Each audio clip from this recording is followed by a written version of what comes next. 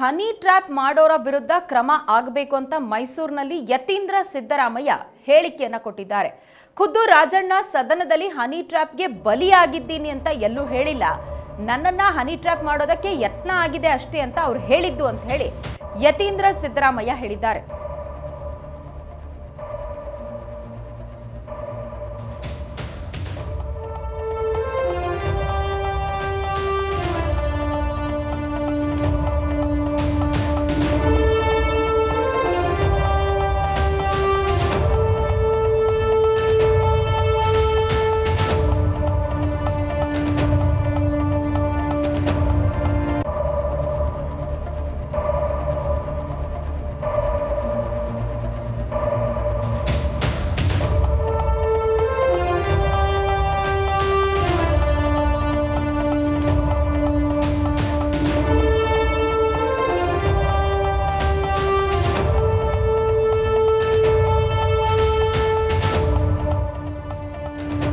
Honey trap ಮಾಡೋರ ವಿರುದ್ಧ ಕ್ರಮ ಆಗಬೇಕು ಅಂತ ಮೈಸೂರಿನಲ್ಲಿ ಯತೀಂದ್ರ ಸಿದ್ದರಾಮಯ್ಯ ಹೇಳಿಕೆಯನ್ನ ಕೊಟ್ಟಿದ್ದಾರೆ. ಇನ್ನು ಸದನದಲ್ಲಿ KN ರಾಜಣ್ಣ ಖುದ್ದು ತಾವೇ ವಿಕ್ಟಿಮ್ ಅಂತ ಹೇಳ್ಕೊಂಡಿದ್ದ ವಿಚಾರ ಕೂಡ ಸಂಬಂಧಪಟ್ಟ ಹಾಗೆ ಪ್ರತಿಕ್ರಿಯಿಸ್ತಾ, ರಾಜಣ್ಣ ನಾನು ಹನಿ ಟ್ರ್ಯಾಪ್ ಬಲಿಯಾಗಿದ್ದೀನಿ ಅಂತ ಹೇಳಿಲ್ಲ, ಬಟ್ ಟ್ರ್ಯಾಪ್ ಮಾಡೋದಕ್ಕೆ ಯತ್ನ ಆಗಿದೆ ಅಂತ ಹೇಳಿದ್ದಾರೆ. ಇನ್ನು ರಾಜಣ್ಣ ಅವರ ಪುತ್ರ ಕೂಡ ಅದನ್ನೇ ಹೇಳಿರೋದು, ಅವರೇನು ಹನಿ ಹುಡುಕೊಂಡು ಹೋಗಿಲ್ಲ ಅಂತ ಹೇಳಿ ಮಾತನಾಡಿದ್ದಾರೆ.